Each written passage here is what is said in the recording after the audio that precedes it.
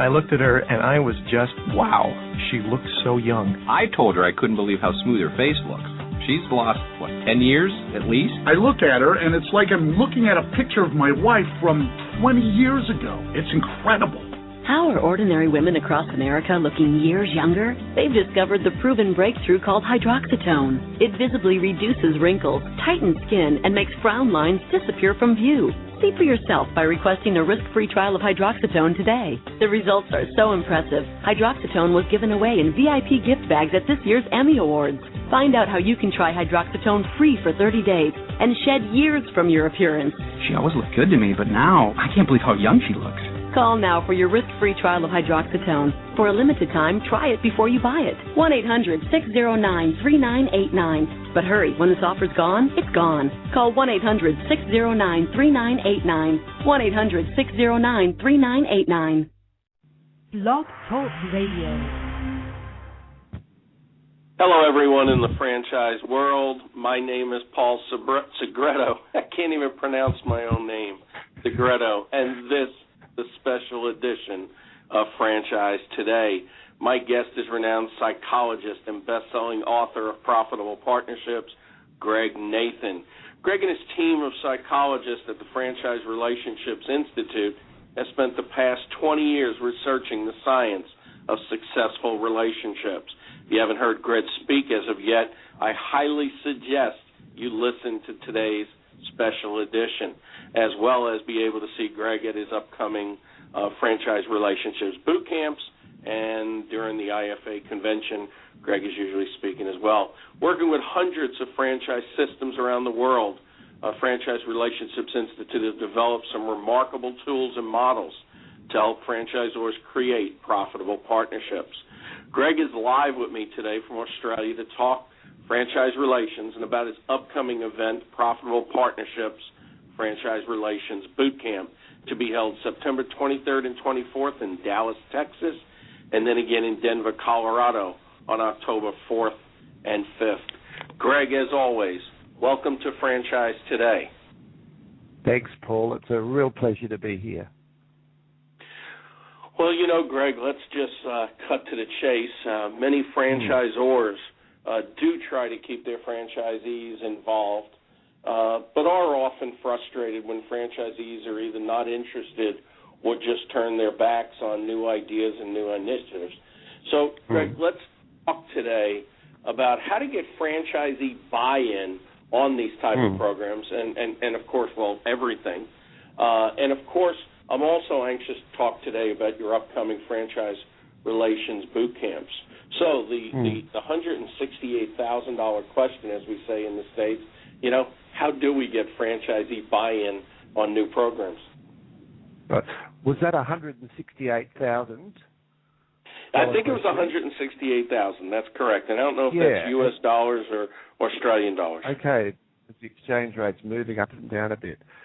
Okay, well, look, I just want to pick up on something, Paul, that you said earlier about sometimes franchisees aren't interested. I think the first assumption that it's helpful to make is franchisees are always interested, but we need to come back to what are they interested in.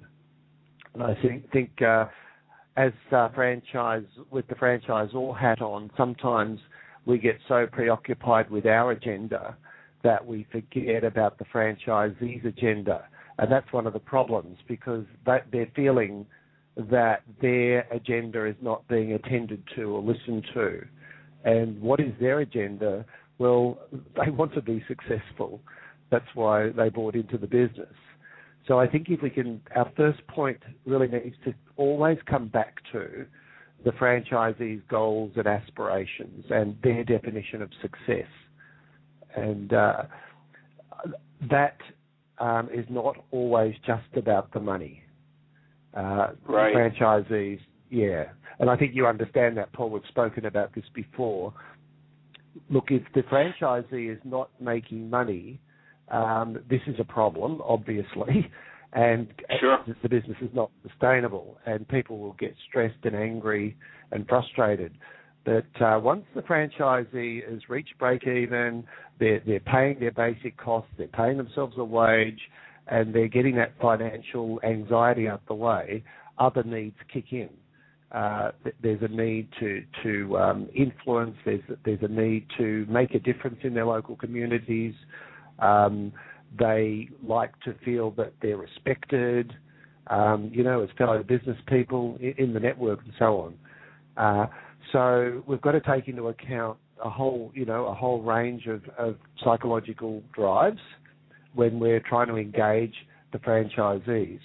But of course, the primary one where we start is the franchisee making adequate money to meet their needs and expectations. So when we're sort of trying to engage franchisees in a change or a new initiative, I think the starting point would be, how does it stack up financially from the franchisee's point of view, and have we thought through their concerns and issues around that? Sure. I mean, certainly franchisees have to be interested in any new program that comes down the pike. And if it's not something that's going to be financially rewarding or working towards that goal, then certainly there won't be any interest. But I think you, as you often do, make a great point really about the interdependency of the relationship and making sure that the franchisor understands the franchisee's goals, and hopefully franchisee understands franchisor goals and the brand's goals, so that they are working together towards common goals for mutual benefit. And I think that's the key. And you're right, when as many franchisors that do say they try to keep their franchisees involved, and I don't understand why they're not taking advantage of this program. Why won't they embrace this program? And yet the program is so far off in left field that it has nothing to do with the franchisee making money or of interest to the franchisee, that, God, we could only assume that they wouldn't want to be involved in that program. So I'm sure the common goals have to be established from day one, coming out of the box right after they sign their first franchise agreement. And I'm sure you agree with that, correct? I do. And this issue, there's a couple of things you've touched on there, Paul. The first one is about expectations. And I think it's helpful to review expectations regularly, not just at the beginning of the relationship.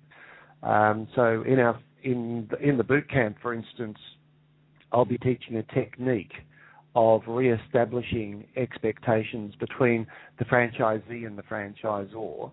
And I think that needs to be done at least every year in a face-to-face conversation, because we call it the psychological contract. So we have a legal contract, which is the franchise agreement, but that doesn't define the relationship. It's like saying your marriage is defined by your marriage certificate, and that's ridiculous. So the relationship is really the expectations and the feelings and the beliefs that people have about what they're going to get out of this business relationship. And sometimes we need to sit down and just ask the questions, what do you expect from us? And really listen. And often a lot of stuff comes out, and you're thinking, "Wow, that I missed that totally," or what the person's saying is totally unreasonable.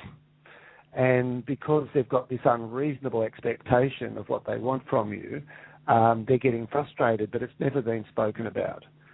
So, a franchisee might say, "Well, look, I expect you to help me staff my business because I was led to believe you were going to help me with my HR and staffing." And you might say, "Hang on a minute. You're responsible for the staffing of your business. What we can do is help you with tools and systems to recruit and so on. But we're not going to come in and do the interviews for you, and we're certainly not going to provide you with replacement staff when you go on holidays." This is just one example of hundreds that I've heard where, a franchisee may have an unrealistic expectation. But if we flip it around the other side, Paul, and we say, well, what are the expectations the franchisor has of the franchisee? And, if the franchisor listens to the franchisee's needs and expectations, then they're in a position to say, okay, I now want to talk to you about my expectations of you. And when the franchisor says, well, look, I expect you to, for instance, refurbish your store and spend maybe up to $100,000 on a refit, which is a great example of a change or an innovation, the franchisee may then turn around and say, that's totally ridiculous. I would never do that. Like, I invested in the business and, I had my fit-out costs up front. There's no way I'm going to spend that money on the business. And the franchisor might say, well, hang on. That's in your franchise agreement. The franchisee might say, well, I never really read that, or I might have read it, but I never really took it on board because I never thought you would ask me to do this.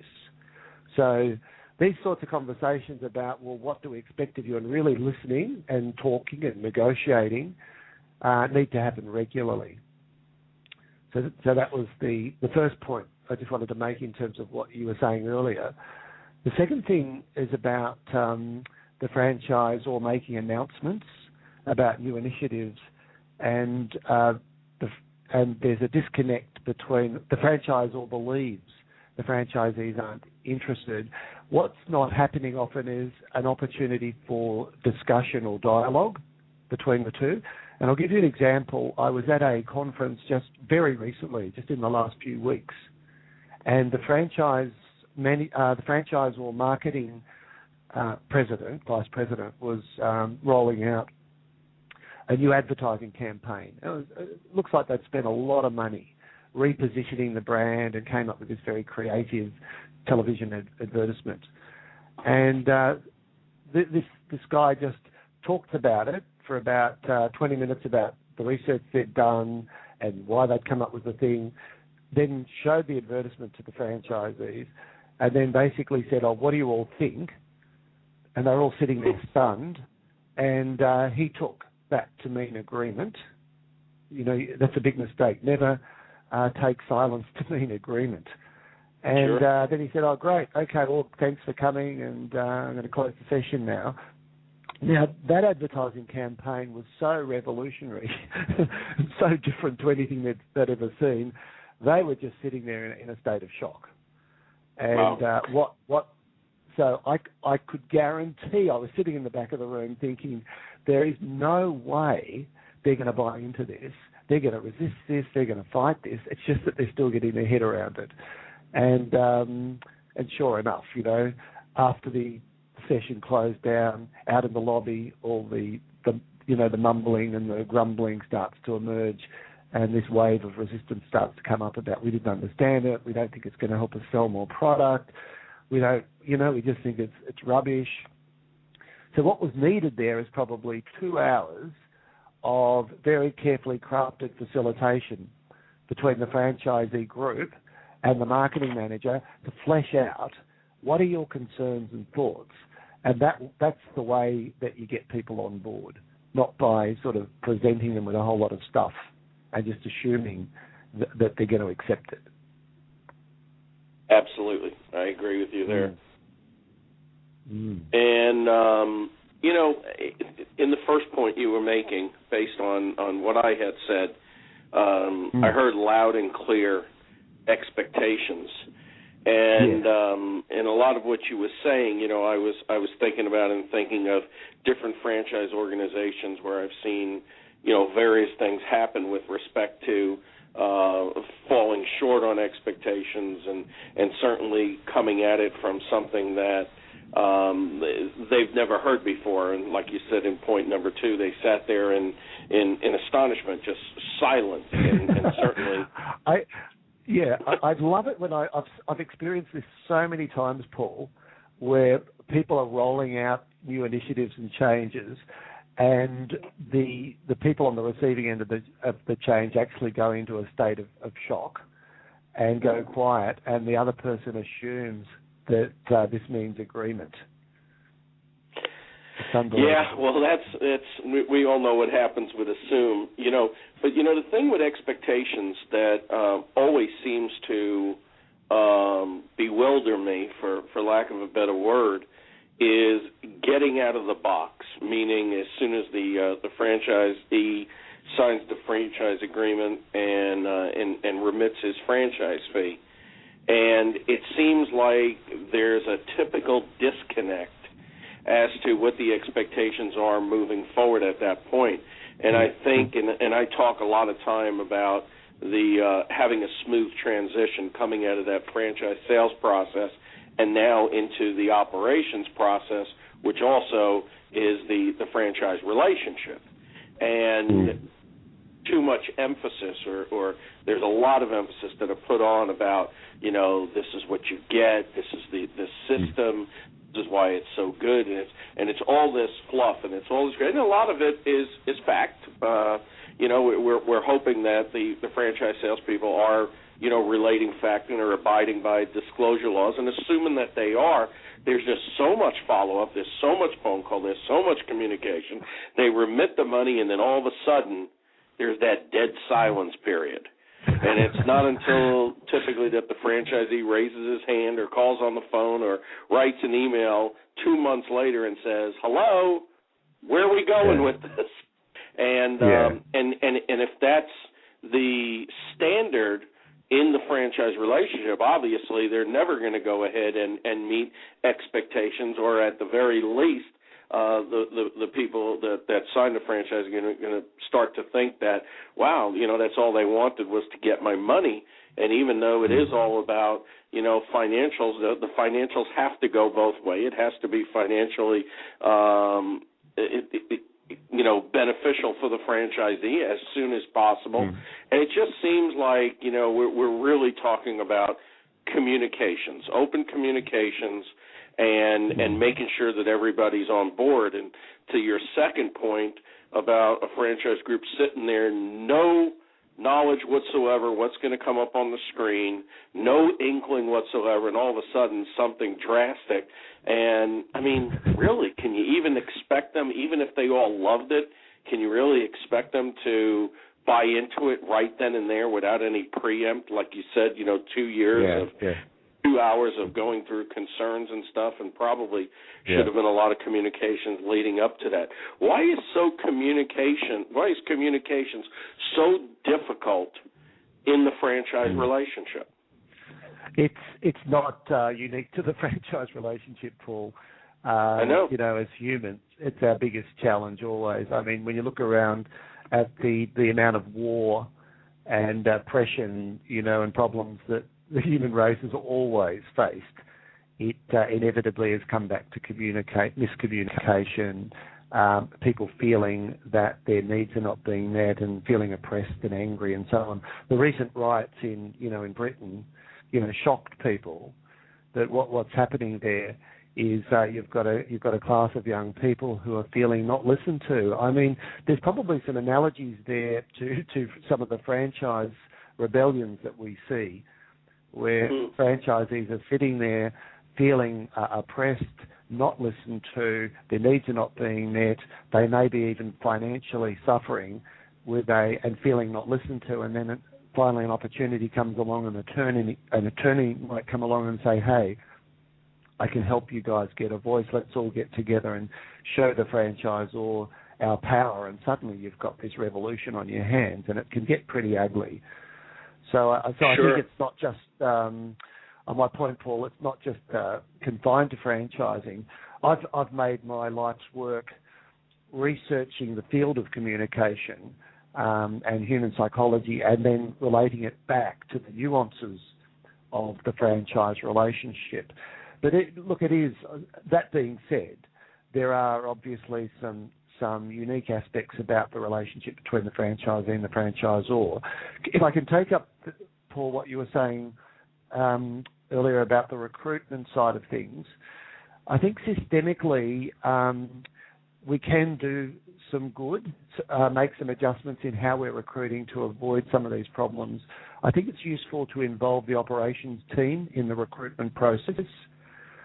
So if the franchisee who's coming in is not just dealing with a broker or a franchise sales director, and that way the transition across, when they move into the network, there's a proper handover.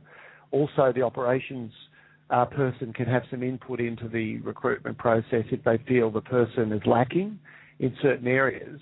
It doesn't mean they block the sale, but it may mean they say, look, based on my discussions with this person, they're going to need extra help up front in our induction program in certain areas.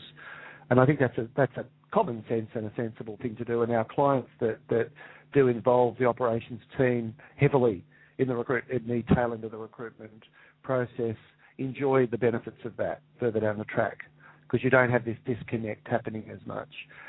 We do surveys, as you know, Paul. We do a lot of research with franchisees about their thinking and their attitudes. And one of my favourite quotes came from a guy in a cleaning franchise. He said, when I was first introduced into this franchise system, I was treated like royalty. Now I'm treated like royalties. Good. It always comes I think down. we've got to avoid that. And, there's the old saying, the higher you go, the further you fall. And the same principle exists with expectations. The more you build up somebody about how all their dreams and aspirations are going to be fulfilled, the more likely they are to be disappointed later on.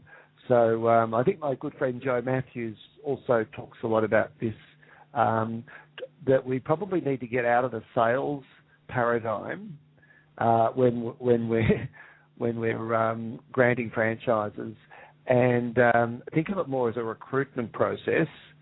And we like to think of it more as it's the start of a relationship. It's not the end of the sale. And and that way, that's a very good point. So it's just a different way of thinking. Because look, if we're being realistic, when you're selling a car or selling a house, it's very transactional. You hand over the product or the service, and then the salesman moves on to the next prospect. And that's fine for products and things, but when you sell a house, the real estate agent's not coming back and having a cup of tea at your house every month, and it's not an ongoing relationship. He's gone. So obviously, when we're going into business together, in the sense of the franchise relationship over 5 or 10 years, you've got to set it up differently. Yeah. Now, sure.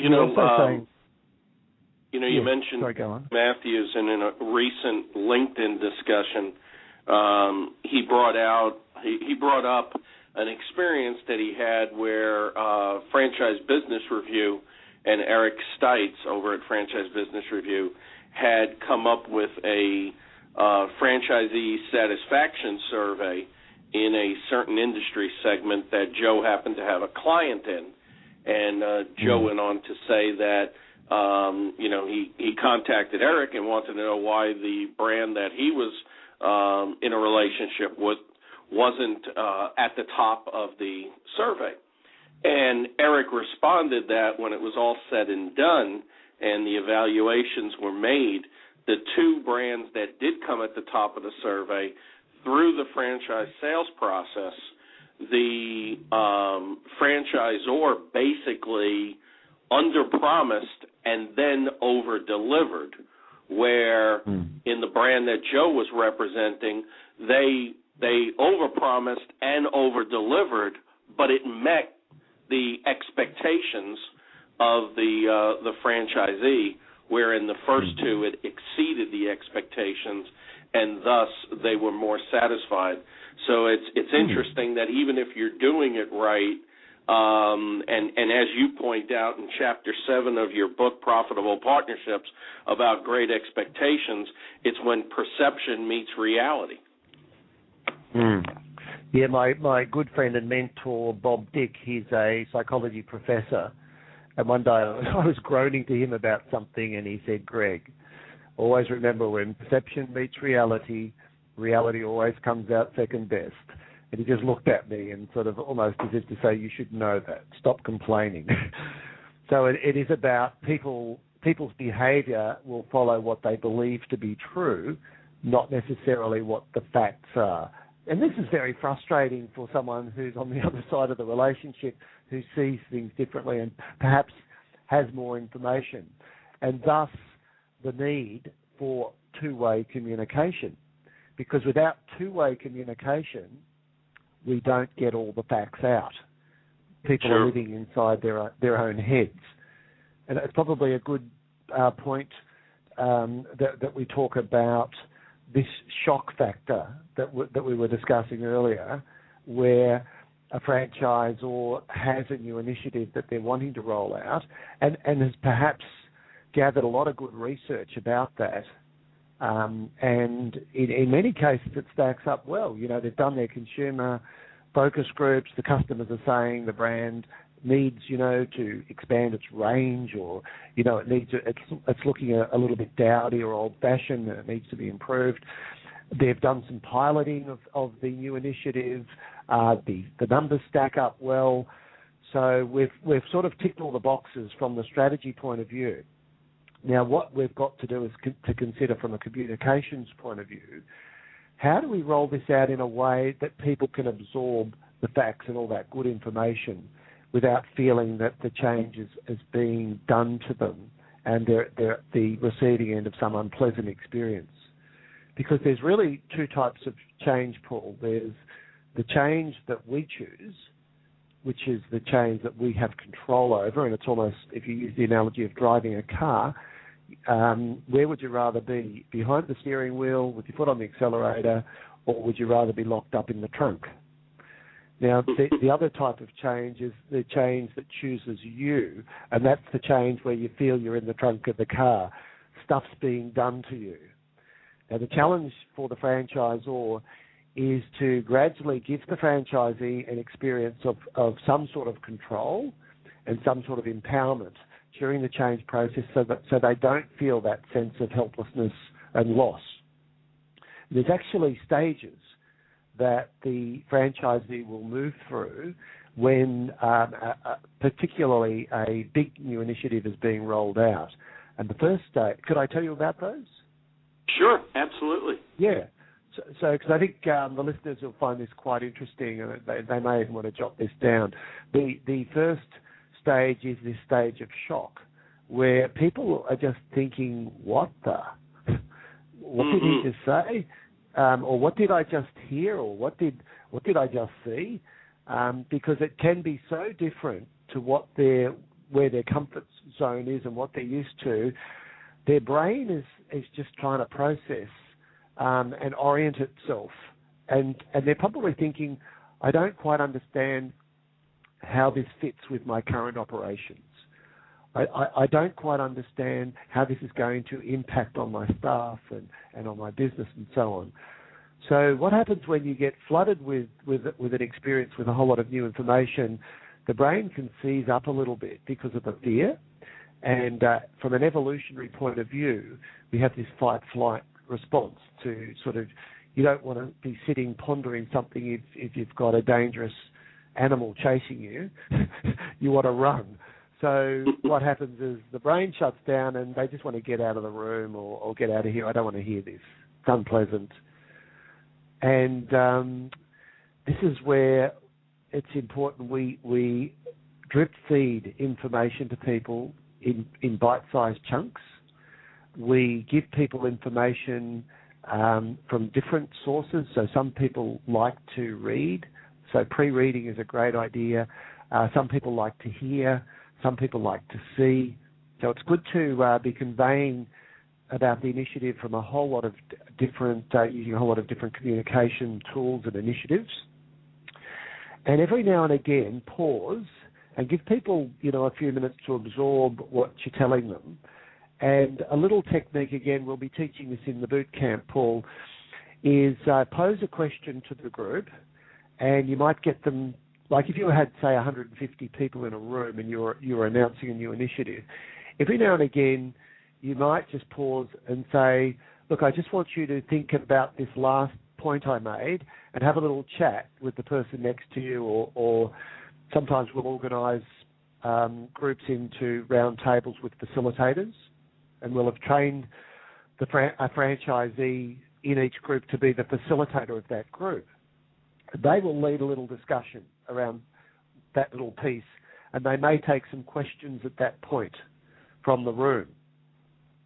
And that way we've got this nice flow of two-way communication going backwards and forwards, and the franchisor can explain themselves a little more, particularly if they've got some good research. And it's taking people on the journey with you. Otherwise, the franchisor is going to be in a position where they're quite a way down the road, and they look behind them and there's no one there. They're going, what happened to everybody? Everyone's still back at the bus stop, having a cup of tea, saying, "Oh, I don't know about this. I think this is a dumb idea. I'm not hopping on the bus." So this is what we call the shock stage.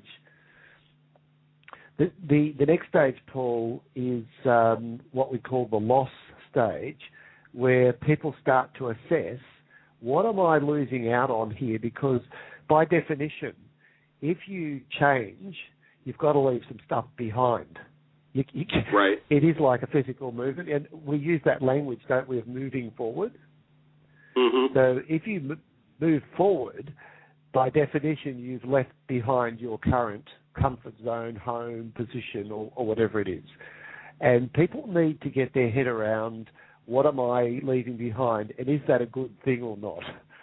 Hopefully it is a good thing, but they need to be able to reflect and ponder on that. And again, two-way communication is useful here. It's really helpful if the franchisor acknowledges that the good things about the present position, but then paints a picture that the new position is going to be even better.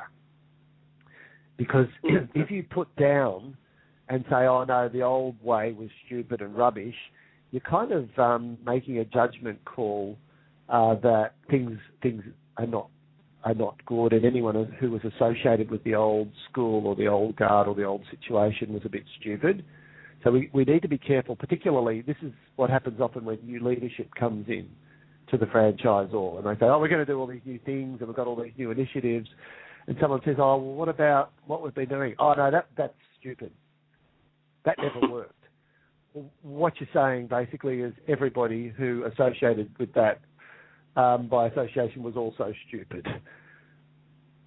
So this sense of respect for the past or for the current situation can be useful in allowing people to let it go. And often, when we talk about loss, we've got financial loss if there's investment involved.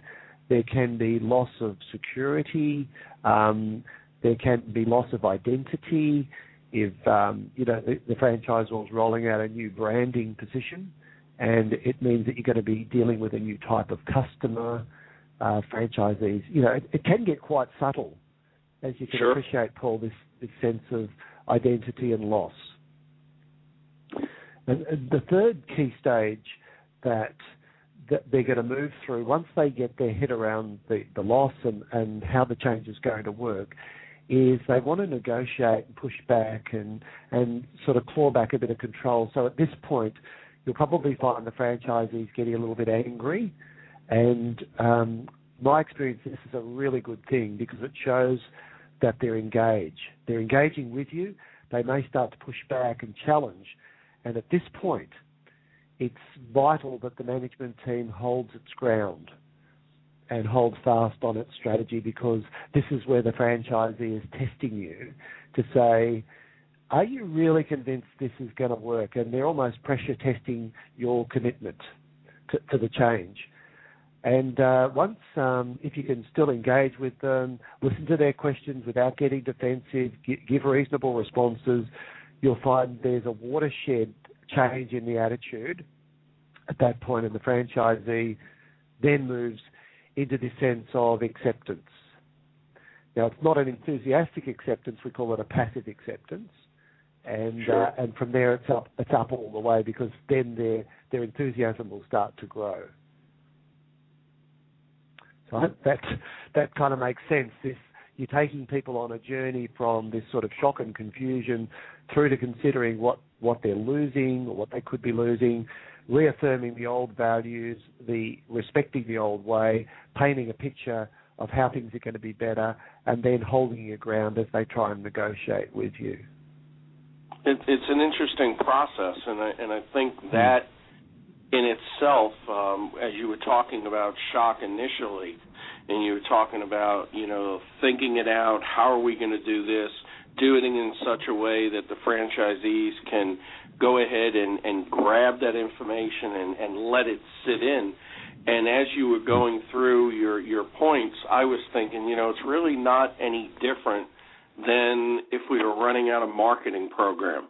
We would think about the process, we would think about the target, we would explore the different ways to deliver the message, we would identify where the target communicates, we would make sure they understand the message, we would put together the strategy, we would go ahead and develop the plan to implement the strategy, and then, of course, we would execute it, and then afterwards we would analyze and we would quantify it. And yet, at times, we come up with changes that affect everybody, and yet there's little planning that goes into it. It's thrown out there, and then, of course, we feel like we're looking at deer in the headlight because they haven't embraced the change. No. And look, in some cases, Paul, it may be okay to plan with the franchisee. So there are different types, strategically, there are different types of changes that you may choose to make. If the market's moving quickly and your competitors are closing in on you, you will often need to move quickly and decisively. And in those cases, you've got to think your strategy through, and often make decisions and roll them out. And this is where you need to announce the changes to the franchisee, but it still should be thought out carefully how you're going to announce it. But the critical thing is to have this two-way discussion with them, and it needs to be facilitated often by someone who really understands how to manage a group. I think if the franchisor tries to facilitate that two-way discussion themselves, it can turn ugly. And again, we've got a whole bag of techniques that we'll teach at the Profitable Partnerships Boot Camp around how do you manage an emotional group of people so you get a really good result. The worst thing you can do in those situations is to open it up to like a town hall meeting. I dislike them immensely because inevitably they turn negative. At the town hall meeting, as you know, it's where the franchisor will probably announce something or other, and they hand a microphone around the audience. And all that happens is that the most vocal and angry and emotional people with a barrow to push will stand up and bore everyone else, or they, and I've seen, people's eyes rolling as a franchisee in the audience is going on and on about how he dislikes some aspect or other of the program. Or a franchisee with good influencing skills will get up and start to rally the troops and turn everybody in the room negative against what the franchisor is saying, and then you get a battle on your hands. So there are much better ways to ensure that everybody in the room gets a say. It's done in a constructive and a civil way, and we get a result that works for everybody. Well, how we have those conversations is critical. Sure, and I've seen those situations occur and blossom beyond belief. But again, going back to healthy franchise relations, that obviously it's important that the relationship be built and established from day one. Even before becoming franchisees. And one statement, one title from last year, I remember there was a trifold brochure going around with respect to promoting last year's Franchise Relations Boot Camp. And I remember it, and it stuck with me, and it said, healthy franchise relations are the key to success in tough times. And certainly we're in tough times. Especially the way the markets went up and down so much last week. And as you said, the unrest going on in London, I think it's fair to say that we're in tough times. Why is it so important that the franchise relationship be healthy in tough times as opposed to being able to get away with a less than healthy relationship in boom times? Sure. Look, I would probably use come at it from an energy point of view, Paul, that energy and resources are limited, and we've got to use our energy and our resources wisely. So if you're running a business, you want to make every decision that you make, every interaction you have with somebody, every dollar that you spend, you want it to produce a result, a positive result. Okay.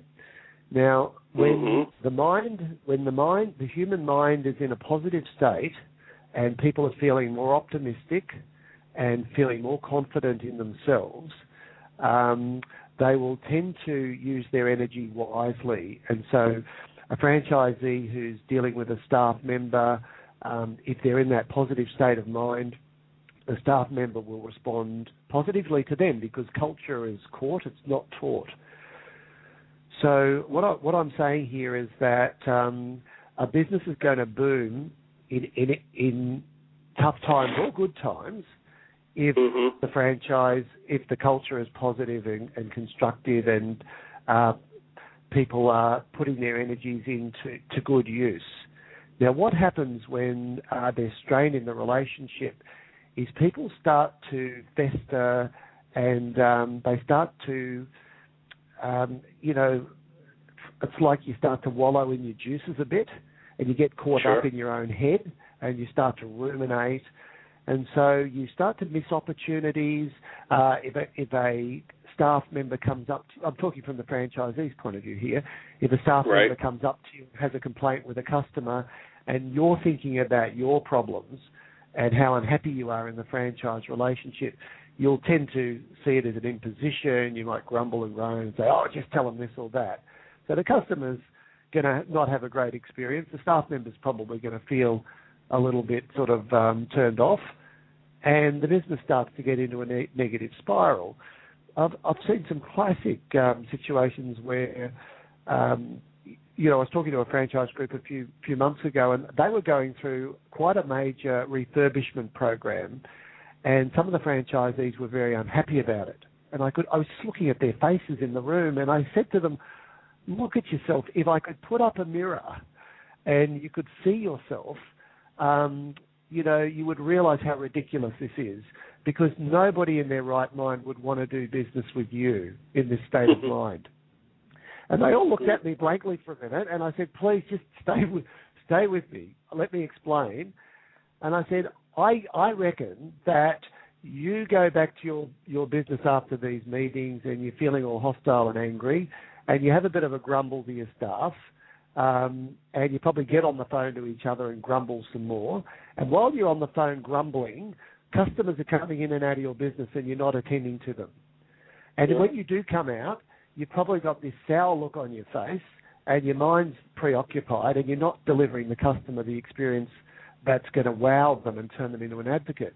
And I just paused for a moment, and they started to nod their heads. And at the coffee break, a few people came up to me and said, thank you, you've turned the lights on. I've actually understood now how I'm poisoning my own culture. So it's in the tough times that we've got to have the self-discipline to keep our minds positive. And this is where the franchisor plays an absolutely critical role. And I think Napoleon made this statement. Napoleon is sort of, put up there as one of the great leaders. He said that leaders are dealers in hope.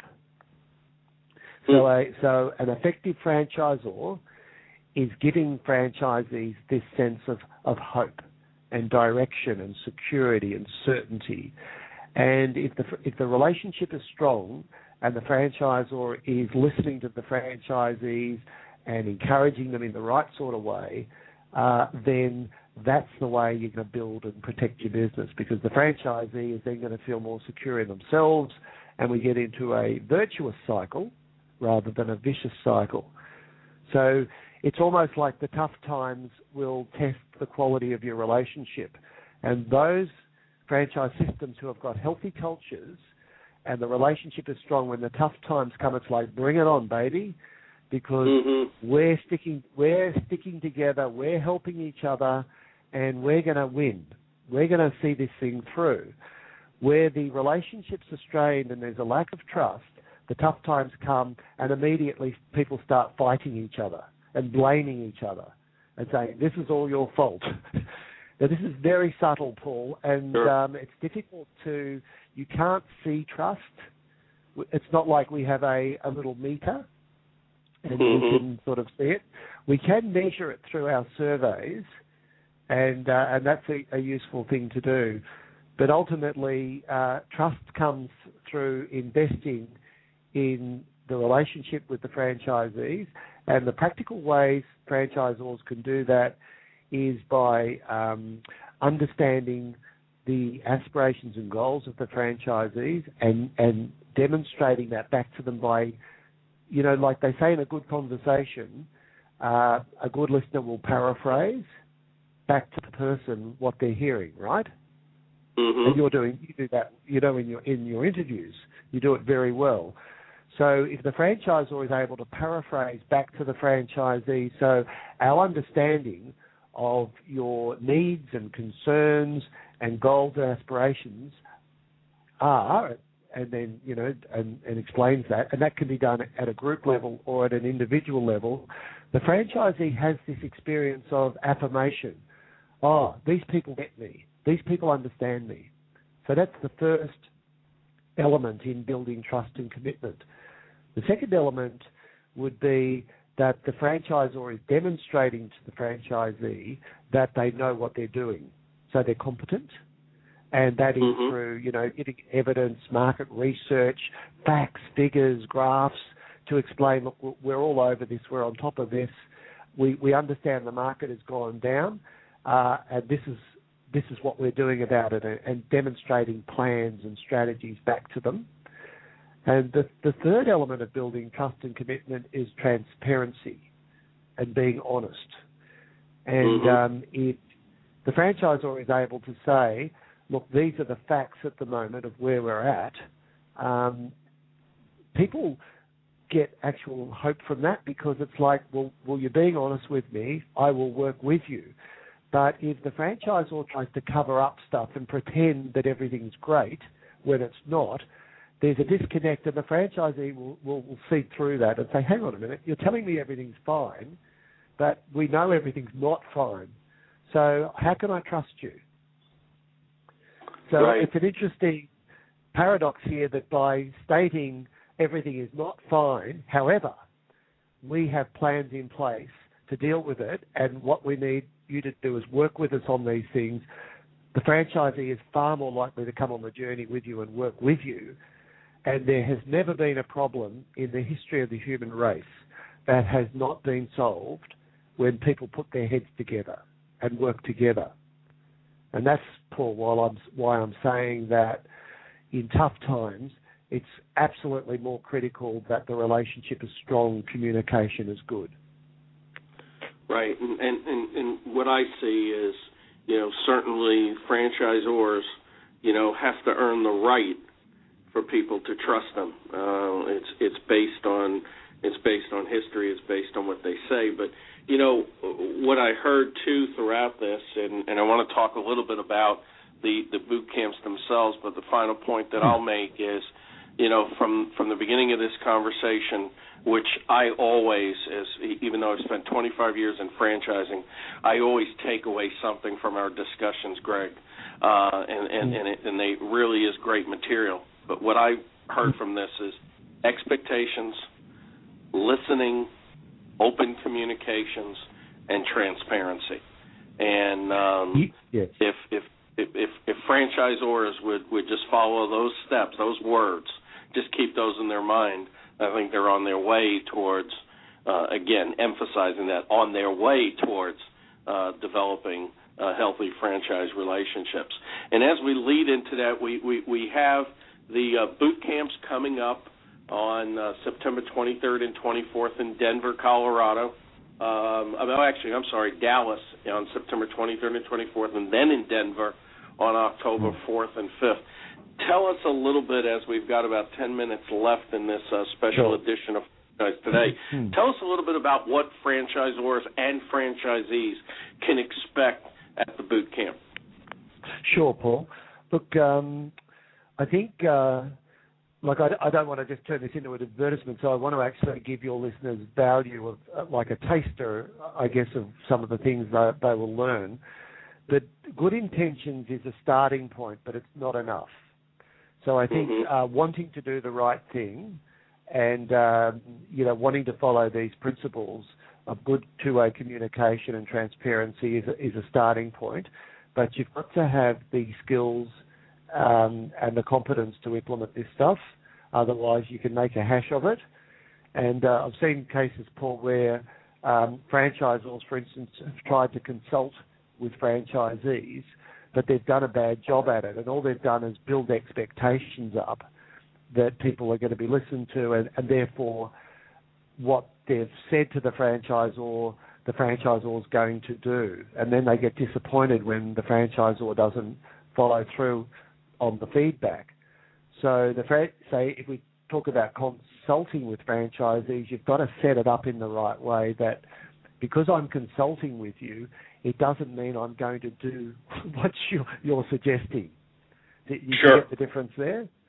And so we will teach franchisors, for instance, how to set up a consultation process where the franchisees feel listened to, but and we started this conversation around expectations, the franchisees don't expect that the franchisor is going to run around and do everything that they've suggested. So it's having that conversation where you say, I'm listening to what you're telling me, I take you seriously, I respect you. However, we have 500 people in this franchise system, and we can't, and it's possible we're going to get 300 different opinions. Obviously, it would be insanity if we tried to implement everybody's opinion. It's impossible. So we will make the final decision here. Just be rest assured that that decision will be made having taken into account everything you've told us. Now, people will respect that and respond very positively to that. However, if you do it in a half-baked way and you say, tell us what you think, and you don't get back to them and set it up properly, they just end up more frustrated. So the point here is having the techniques and the scripts and the way to set these things up. So we'll teach that, Paul. The other thing we'll be teaching is if you're having a two-way conversation with franchisees, there's almost a recipe on how to construct your responses where the franchisees will experience your responses as genuine, and hopefully they will be genuine, honest, and they will accept unpleasant news as well. So, I'll teach the franchisors, if they've got to give bad news to a franchisee, how to do that in a way where the franchisee will accept it, even though they don't like it. And, sorry, Paul? Yeah, I think that's a very strong statement there, and it's something that, definitely should be taught because a lot of people like to hear bad news, and certainly a lot of people don't like to deliver bad news, but it is all about being honest and transparent, and sometimes you have to say the bad news. You've got to say it, but it's how you set it up that makes the difference. Otherwise, the person can experience is that you're just picking on me. Yep. Or you're just being a bully. And often that's not the case. And this is this difference between perception and reality. So being able to have those conversations, I think the trendy word these days is having difficult conversations. A lot of people are using this. We will teach the people in the boot camp how to have a difficult conversation so you come out of it feeling good about yourself, and the franchisee also feels that it's been constructive and feels respected. And avoiding those discussions is deadly in a business relationship because things will fester and can get blown out of proportion.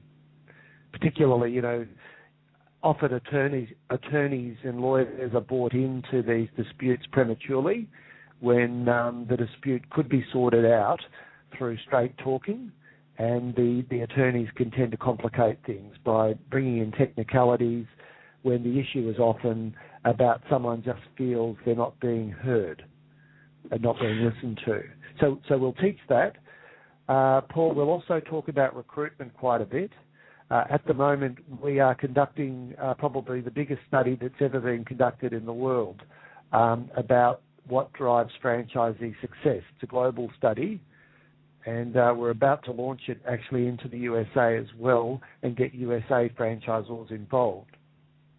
But we're collecting data on what are the attributes that franchisees need in order to succeed. And we're being able to scientifically prove the impact of these attributes on performance, on profitability, performance, sales performance. And one of the performance measures we use when we're talking about franchisee success is citizenship. Like, how well does the franchisee fit into the franchise system, and how well do they participate? So I'm going to be giving feedback to the group, in the boot camp on the results of our research to date. I think they'll find that very interesting, and how that translates to your recruitment processes. How do you set up your interviews with your franchisees to find out exactly what you need to know from them, so you can set up their training and induction in a way that's going to ramp them up quickly for success. So that's another element of the boot camp there, Paul. We'll talk a lot about leadership and the qualities of effective franchise leadership, and that also leads us into culture, because culture the biggest influence on a culture is the leadership, and sure. We'll talk about how to build a healthy franchising culture, that culture where people do want to pull together, they do want to work together, they're prepared to take a few hits for longer-term gains. I think that's a sign of a healthy franchise culture. The franchisees recognise its swings and roundabouts, and that even though, a new initiative may not benefit their particular region on the short term, they are part of a bigger picture, and in the longer term, it's far better that we all stick together and roll these things out as one group. So we'll sure. talk about the cultural aspects as well. And Paul, I also like to touch on field visits, because the field consultants or the field managers, these are the people who are dealing directly with the franchisees, usually on a monthly basis. They're out there in the field. They're like the soldiers out on the battlefield. These people need strategies and techniques and processes to ensure each visit counts and makes a difference. And particularly in tough times, what we've noticed is that the franchise systems that have ramped up their field support are doing better. So, because the franchisees aren't feeling as isolated. Right. So we'll teach how to structure a field visit, the steps involved, the qualities of a good field manager, the competencies that field consultants need to develop in themselves. And that's actually one of my favourite modules in the boot camp. And that's one we get a lot of positive feedback on. So that's just a bit of a take, Paul, on some of the stuff. It sounds like it's going to be a very strong event for franchisors and franchisees alike.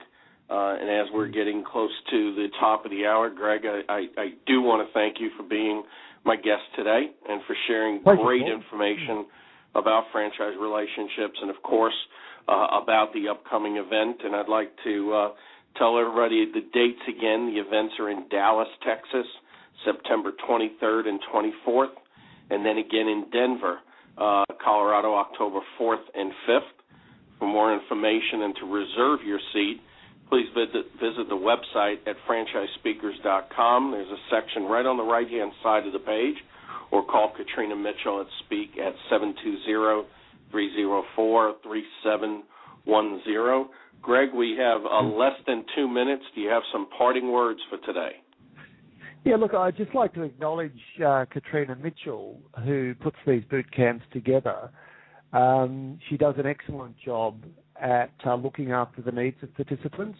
So I think if you're like, I know some companies are sending their entire field team along to the boot camp, and what Katrina does very well, she does like a diagnostic on what are the needs of the company, and then she brings that back to me so I can build into the program. We can customize the program a little around the needs of the participants, and it helps me prepare. So I'd just like to acknowledge her excellent work in putting the boot camp together, and to also say that during the boot camp, participants will have an amazing opportunity to network and share ideas with each other. What often happens during this sharing is it gets lost, but we capture it all and we feed it back to people. So during the round tables, we'll be recording all the good ideas. I'm going to teach some techniques on how to do that. We type all this stuff up and we feed it back to the group. So people can go away with, up to 120 take-home ideas that they can implement immediately. Sure. And so very powerful and very practical. Sure. To drive, well, thanks to all for listening to today's special event on Franchise Today. Until next time, I'm Paul Segreto, wishing you all the best, the very best, this great thing called franchising. Franchise Today is out.